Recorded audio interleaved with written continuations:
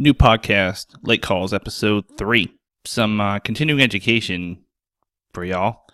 This is a Con Ed piece I did about 2 years ago that was actually really well received at our service, and just one of those things I've been thinking about for a while and thought you guys might enjoy it. And if you guys head over to the YouTube channel, just search Medic Up and you'll find us.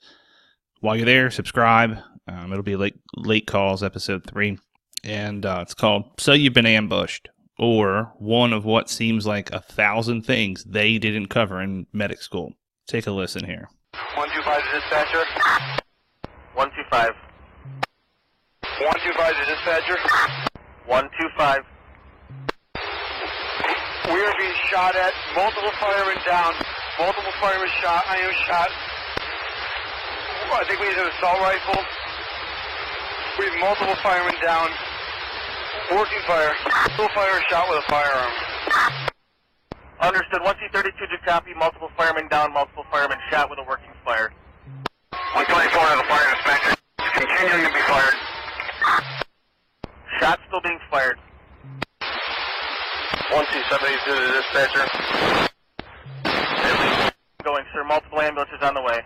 3272. Make sure you let me know when you need the ambulance. 1C32 to the fire dispatcher. Make sure we have ALS on this. Multiple ALS ambulances on the way to the scene. Firefighter 312 to dispatcher. 1C. I'm pretty sure we have 2 DOAs in the street. I made it 2 doors down. I need immediate EMS. Any way to find out from the police what the status of the shooter is? They are in the area. I don't know where they are. Okay, you're reporting 2 down in the street. Looking for an ETA for police. Gotcha. Any update whatsoever? Stand by. Stand by, sir. Are you out of fire's way? Can you get out of safe? Can you get in a safe area? Dispatcher, I am under cover of the fire truck, which I have tried to move down the street and has crashed. I am concerned about leaving the safe area I'm in to try to move down the street, but I need immediate EMS. Any word from the police? There are police in the area. We're trying to get them to you now, sir. Advise that they're relevant to us, but the fire is going well involved in involving the houses. 312. I'm only speculating, but I believe, based on response time, 197, but I'm not sure. 2 down. Yes, they're down and not good. Negative, and I'm in the danger zone right now, and I need immediate EMS, so I'm going to be joining them. Any word from the police on status of shooter or location? Any ideas? He was on the north side of the road on the berm in the lake. The fire's on the south side of the road. He was shooting from the north side. So if you guys are unfamiliar with that radio traffic, that is from Webster, New York on Christmas Eve in 2012. And 2 people pictured here, 2 firefighters who were killed, Michael Ciparini and Tomas Kachuka. I hope I'm saying that right. If you're unfamiliar with it, it was some just crazy dude, some gunman. I'm not going to name his name because he's not worth it. It was in Webster, New York. It's a suburb of Rochester. And this dude, he just, went nuts. And he ended up shooting himself also. So way back in 1980, this dude beat his 92-year-old grandmother to death with a hammer in her home. He was 17 years in a New York State prison on the manslaughter charges. He was on probation, and he lived pretty quietly with his mother, who died that previous October. He lived with his sister also. And this dude set fire to his house and waited for the fire department to show up and started shooting at him. Probably one of the farthest things from, fire and EMS's minds that, hey, we're here to help. What are you doing? Why are you shooting at us? Unfortunately, in the last couple of years, and, it's actually probably, again, more because of social media, this is way more reported, and, people suck. this has been happening way more than I remember. I remember writing a report or a literature review while I was in paramedic school on violence toward EMS. And at the time, there was really like a handful of articles in journals that were available that reported on violence toward EMS. And again, you guys can look at your social media feed. You can watch the news. You know, there's plenty of stuff out there. Here, a few examples. There was one in Kansas City. The paramedic was shot while responding to a house fire. That guy made it. Had a firefighter shot and killed on an EMS call in Arkansas. There was a St. Louis firefighter who was ambushed. These guys showed up to fight a fire and they were ambushed. And, then you had the cops, it seems more prevalent even more. And when I did this Con Ed 2 years ago, it was right after officers Liu and Ramos were pretty much executed in their police car in Brooklyn. So it's not that it's any more acceptable. It's just, it always seems like, there's a lot more hate towards the police department, but I mean, it really is bleeding over. If you guys think recently, I say recent, the last couple of years, I remember a story. I think it was Gwinnett, Georgia, where there were firefighters taken hostage. There was one in Pennsylvania where a dude came into the fire station and held the duty crew hostage. It's just one of those things, and I think it's, we probably don't think too much about it while we're out there. So I put this together just to kind of, just get that mindset a little bit. So, how do you prepare for the unexpected? Expect it. Well, that's kind of a stupid saying for the most part because, it's unexpected. So how can you expect the unexpected? You change your mindset a little bit. You have to be proactive about it. And proactive training, what is that?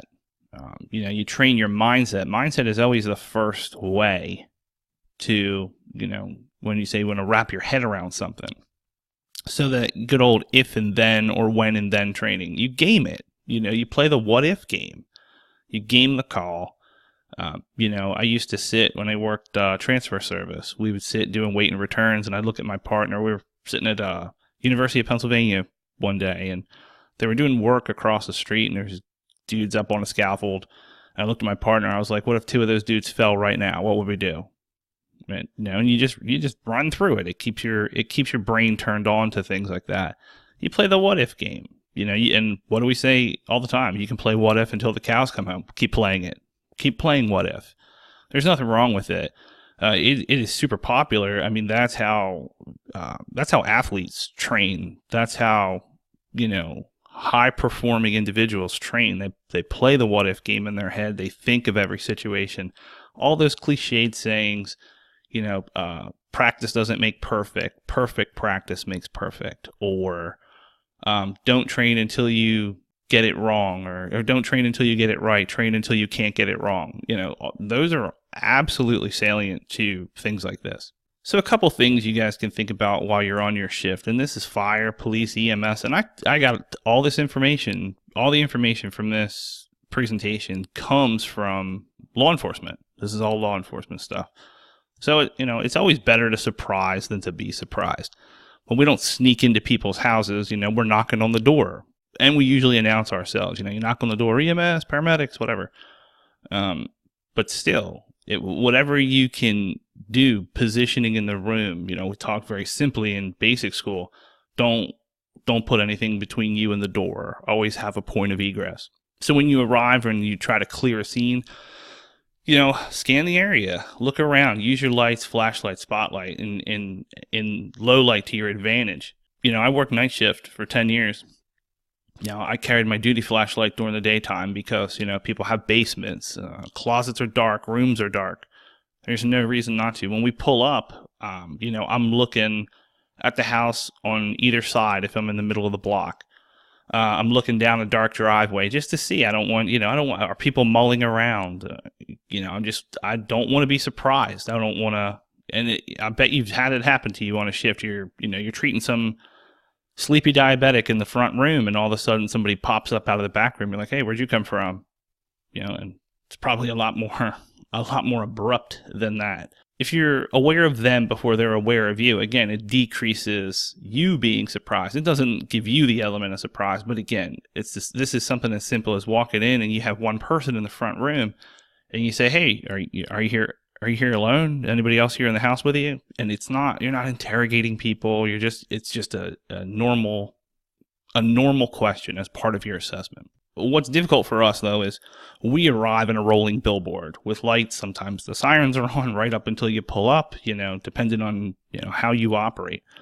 But you can still be aware of the principles and the precautions.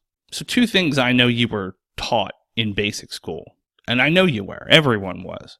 Number 1, what was it? Do not park in front of the house. Do not park in front of the address. Watch the cops. Okay, watch law enforcement. They don't do that. They park 1 to 2 houses down. They walk. Okay, they walk in. Again, part of it is surprise. Part of it is assessing the scene. That way they can look. They can observe before they walk into that person reporting that address.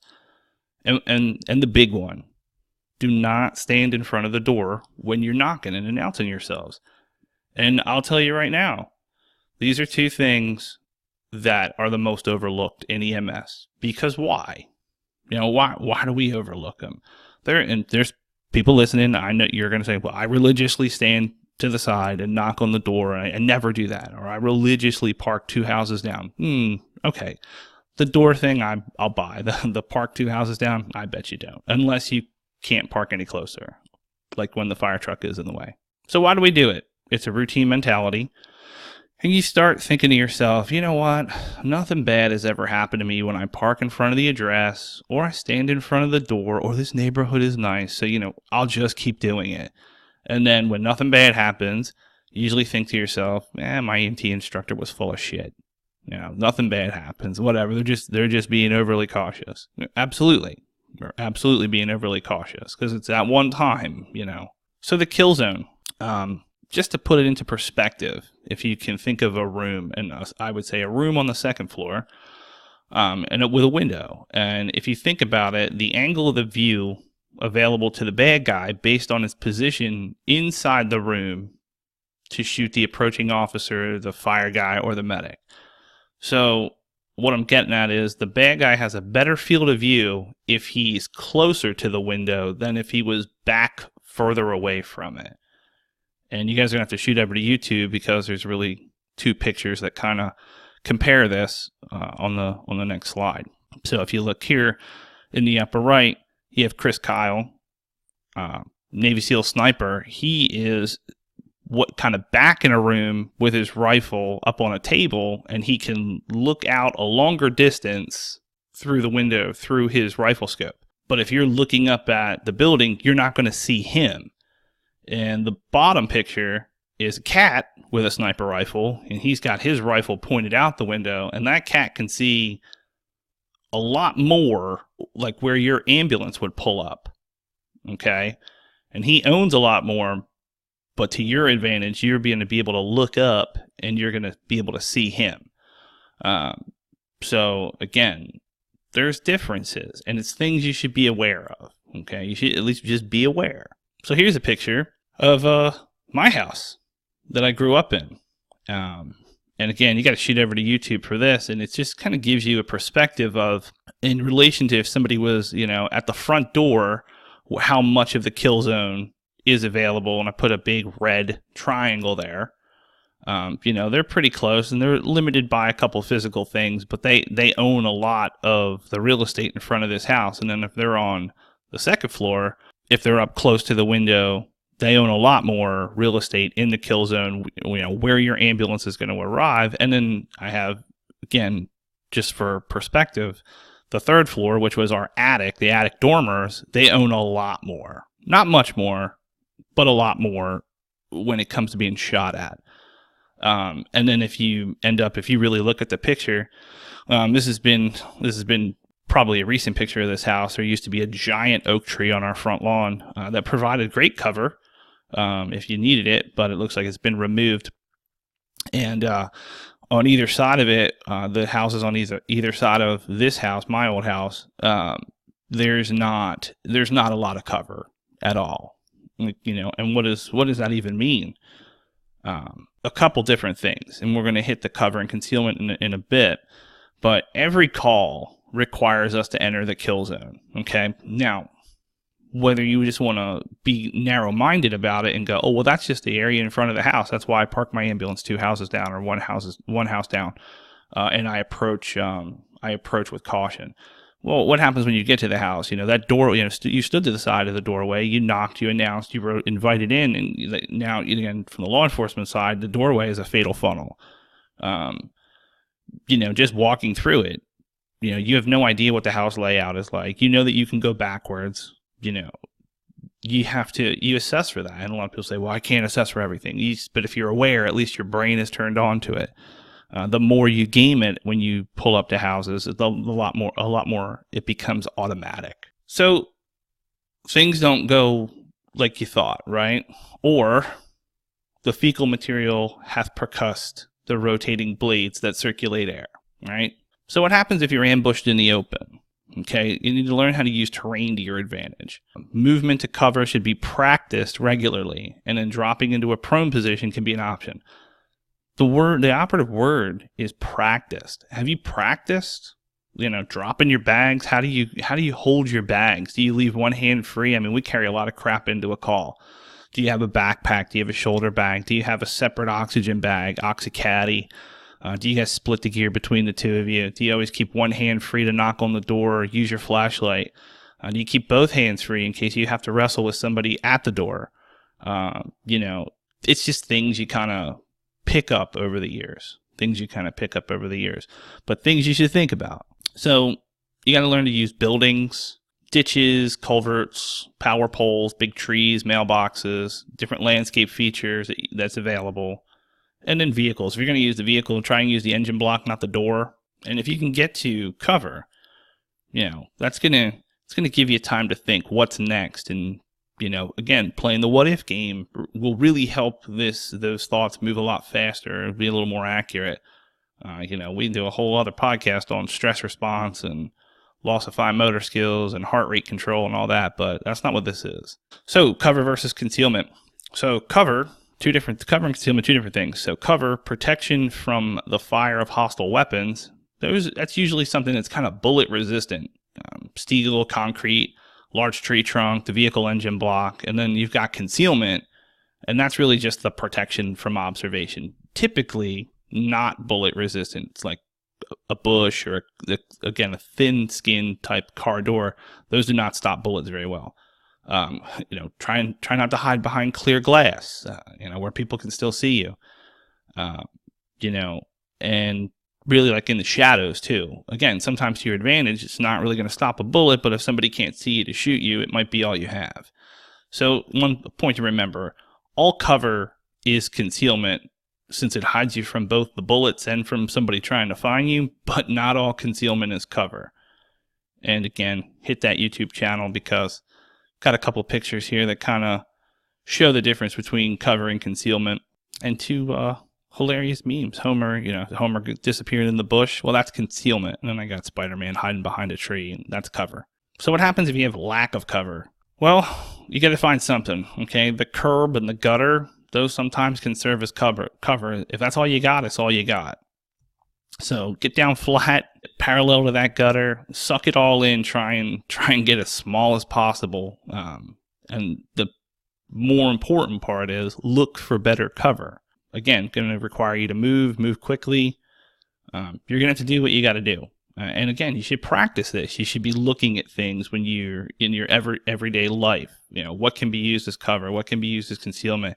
If someone was to come through this door right now, how would I leave this restaurant? Can I get out through the kitchen? Is there an access door? The movie theater, you always see the lit green exit signs. Can I position myself so I can make a quick egress? So mindset's only going to get you so far, okay? And you need to prepare physically. And again, I'm not the most physically fit person in the world. We could always do better. It should be a part of your public safety, preparation. We need to be able to move, okay? So maintaining a high level of fitness, it does have benefits. It increases your mobility.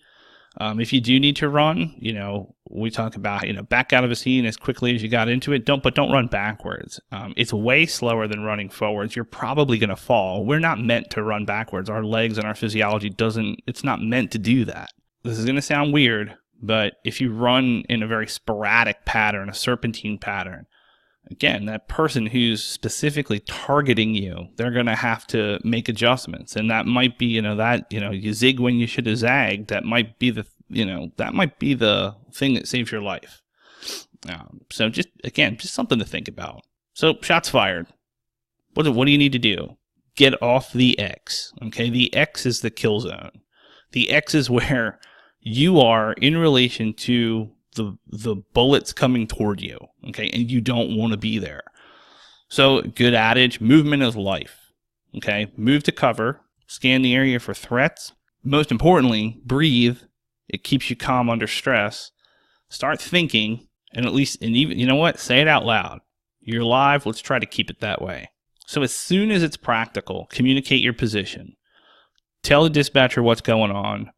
Tell them where the suspect is. If you go back and listen, you can hear in that firefighter audio from Webster that he's like, hey, we think the gunman is, we're parked on the south side, he's on the north side. Okay, he's given some direction. He was also talking about the type of weapon being used. He thought it was a long gun, he thought it was a rifle or something like that. If you can do that, great. Okay. In my opinion, really until you're in the situation or you've practiced that radio report in your head or out loud, it's probably going to be difficult to do. If you can provide staging instructions, approach instructions, that way, you decrease the likelihood of other responder injuries, so you can kind of get the right resources in there. He was trying to direct, saying, hey, that he's on the north side, we're on the south side. That dispatcher can sit there and look and go, okay, all law enforcement units you want to approach from, or incoming ALS you want to approach from, and again, you can keep giving that update and that input, that more recent information. So what happens if you're ambushed in the truck? So again, more when then thinking, game it. So if a threat, you sit there and you say, when a threat presents itself at the front of the truck, then what would I do? Decide what's best and then do it. Okay. There's might be a ton of options available, and some will be more readily available if you practice them. So if you at least think of it, you get that mindset going, you play the what if game before you're in the situation, before the shooting starts, you may contribute to a better outcome. I don't know. I've never been shot at in a truck like that. But I've thought about it. Okay. So a couple things to think about while you're in the truck. Lean below that dashboard and just back straight out of the kill zone. Okay, that puts the engine block in front of you. And when you park the truck, be aware of what's around you. This is a stupid question, but just something to think about. For a lot of people, if you street corner post, or if you're in a system where you don't get to stations a lot, or you do a lot of post moves, when you guys stop somewhere, whether it's a convenience store or whatever, and you're stopped for a period of time, do you unclip your seatbelt, or do you sit belted in the truck even when you're not moving? It's just one of those things. It's one of those things to think. But even when we approach an address, I try and take my seatbelt off, 2 to 3 houses before we're going to stop. It's just one of those things that lets, how many times have you staged on a call and somebody comes up and knocks on the ambulance? Hey, I think you're here for me. And you're like, ooh, what happened? So again, I was surprised. It's better to surprise than be surprised. I like to be able to get out of that truck as quickly as possible. On this slide, it says, worry about the road safety points later. That was specific to our organization. If you have like a Big Brother box, it talks about, it monitors your backups and your overspeeds and how many G-forces you guys are turning on. Don't worry about that thing. You're not important when people start shooting at you. So if we run in the sporadic pattern, maybe driving in that serpentine pattern to get out of the kill zone might be beneficial. But again, you need to practice that, and you don't need to practice that at 5 o'clock rush hour traffic in the middle of the road. That's one of those things where you practice that at 2 o'clock in the morning in an empty parking lot, with people spotting, and you do it slow and you do it methodical and you get up to speed. People don't want the services, I'm sure, don't want their ambulances wrecked up while you were driving backwards in a serpentine pattern. But again, it's something, think about it. The cops go to a driving course. What's our driving course in EMS? It's EVOC, right? For insurance purposes. It's not really too much safe operation. It's safe operation under normal conditions. This is abnormal. This is, the 0.001% time that I'm going to need to do it. So think about it. If you have the means to do this, you absolutely should take advantage of it. Bring it to your higher ups, talk with your partner, be like, hey, let's go practice this. Again, safely, controlled. It's not stunt driving course 101. So what happens when you're in the truck and your bad guy appears in front of you?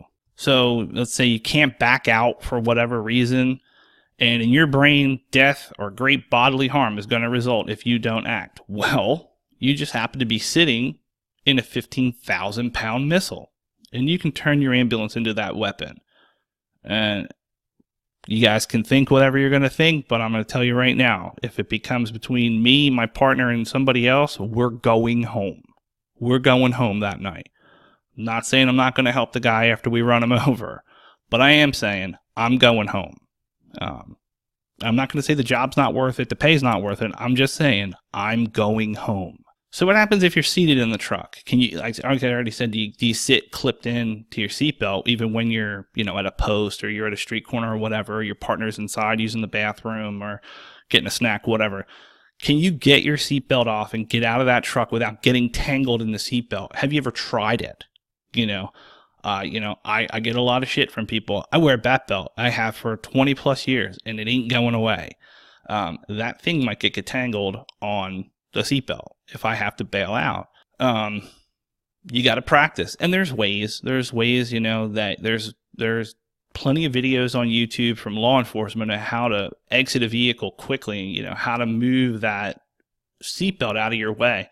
And they're great at it because those guys have to train to shift their body position to access their duty weapon, clear the steering wheel, and engage a threat. I'm not even talking bail out. They have to move to get to their firearm.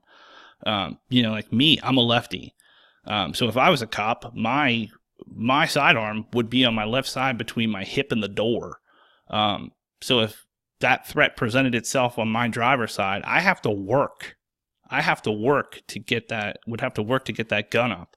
I would also have to work to get out of the car, the ambulance, if that was to happen too. I've practiced it.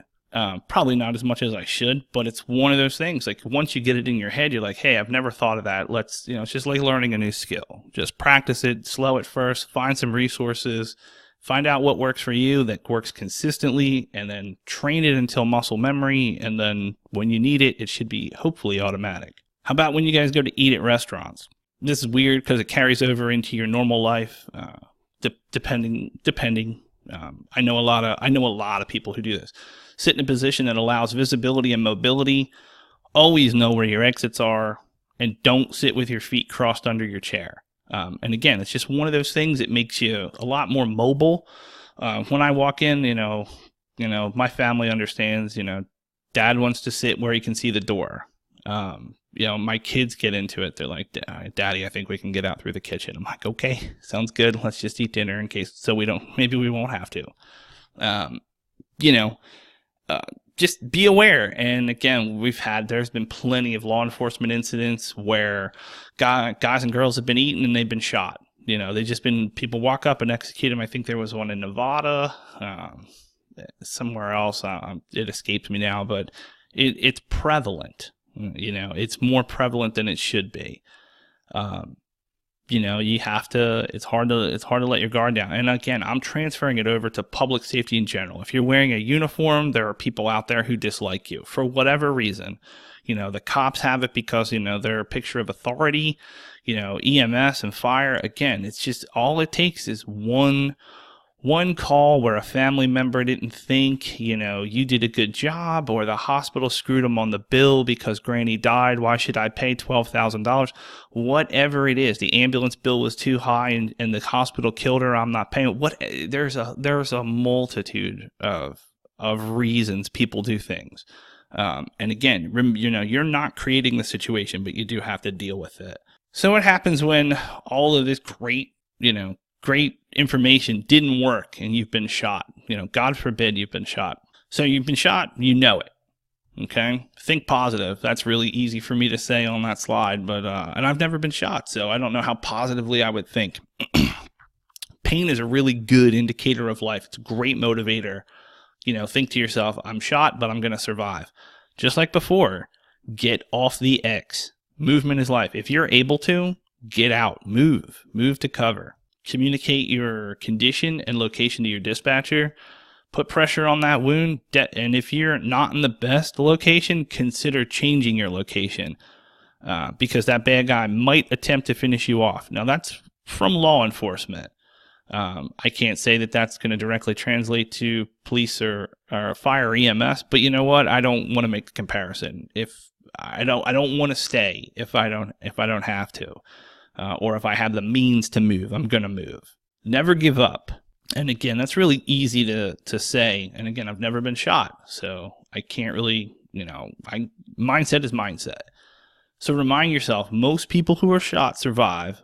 I will survive. I am going home after this shift. Now, for us, EMS and fire, we are not the cops, so we cannot bring the fight to the bad guy because the best medicine in a firefight is return fire. Okay, return fire, mitigate the threat. If you've taken tactical combat casualty care or tactical emergency casualty care, we want to stop the fight and then we can do some medicine. We don't have that ability. Okay, we're not carrying firearms. Some of you listening might have like a DPS type model where you do. You're a firefighter or you're a police officer and a paramedic doing the same job at the same time. Not the same for everybody, but it's something to think about. So it's hard for us to bring the fight to the bad guy, but we're going to need to prepare mentally and physically. So game the call, change your mindset, practice your techniques, change your tactics, find out what works and what doesn't, but never give up. Okay, never give up. Never while you're out there give up. And that's a quote from Sergeant George Arthur. He was LA County Sheriff's Office, and him and his partner were in a gunfight with two suspects, and they were ambushed. And they fought back. They killed the two bad guys, and they were able to go home. I think he became a firearms instructor for them for a couple years later. But I mean, the guy always taught people is never give up. If you survive that first shot, bring the fight to the bad guy and go home. Make sure that you're going to be the one that goes home. So, this didn't cover real medicine. This is more of a mindset thing. Okay, this is mindset thing. So some of the takeaways: be proactive. Training absolutely starts with mindset. Like I've been saying, it's better to surprise than be surprised. Routine calls lead to complacency, and complacency can get you killed. Okay? Yeah, we have routine calls. You might have that mindset of no call is routine. That's good. But at least if you're thinking about things, you're thinking about positioning, vehicle positioning, body positioning, how you approach a house, how you position yourself in a residence or a building or whatever. Remember, every call requires you to be in that kill zone. Respond and prepare accordingly. All cover is concealment, but not all concealment is cover. Be prepared physically as well as mentally. And remember, this is the third time, super foot stomp. Get off the X. Movement is life. If you're ambushed in the open, get to cover. If you're ambushed in the ambulance, your vehicle can be used as a weapon. And if you're ambushed in a restaurant, plan your egress when you ingress. So as you come in the restaurant, figure out how you're going to get out. Okay? Like I said, we didn't do a lot of medicine, but if you're not carrying a tourniquet on your duty belt, or if you don't wear a duty belt, if you're not carrying it in one of your pockets, on your ankle, on your person, you need to. Okay? You need to. And we can talk tourniquets and combat casualty care all day, and I'm sure we'll do a podcast about that. But if you guys are provided tourniquets as part of your gear, right? You walk up to a residence, you've got your shoulder bag, your backpack, whatever, your monitor, you've got your oxygen, you've got your things you normally bring into a call. And you take gunfire coming through the door. You drop your gear. Where was your tourniquet? Our service provides 4 tourniquets in our jump bag. That's awesome that you just dropped in front of the door while you were trying to run away. But, you're shot or your partner gets shot and you have to put a tourniquet on. Where's your tourniquet? They're in those gear bags in the kill zone. Are you going to go back for it? Nope. No, you're not. So carry it on your person, okay? If you're not going to carry a full bleeding kit with hemostatic gauze and chest seals and chest needles, carry a tourniquet, okay? You're going to bleed out in 3 minutes from an arterial, carry your tourniquet. Learn self-aid, learn to put it on yourself, practice putting it on your partner. If that's the very least that you have on you, you got to carry it. It's only effective if you carry it. So if you do get shot, get off the X, move to cover if available. Okay. And the most important thing, do not, never give up. Okay. That's really all I have. As usual, guys, thanks for listening. I'm getting really good responses from a lot of feedback you guys are leaving here and there, stuff I'm hearing locally, and some emails and some messages I've been getting through Instagram and stuff like that. So check us out. Go ahead, search right now for Medic Up Podcast. We're out there, Instagram, Facebook, YouTube. Go subscribe to YouTube. Tell your friends about us. I appreciate the feedback. Leave some ratings, whatever it is. Things are going well. We have a couple more. We have a lot of stuff in the works. Tell me what you want, and we'll make it happen. But I appreciate you guys listening. I appreciate the feedback. So be safe out there.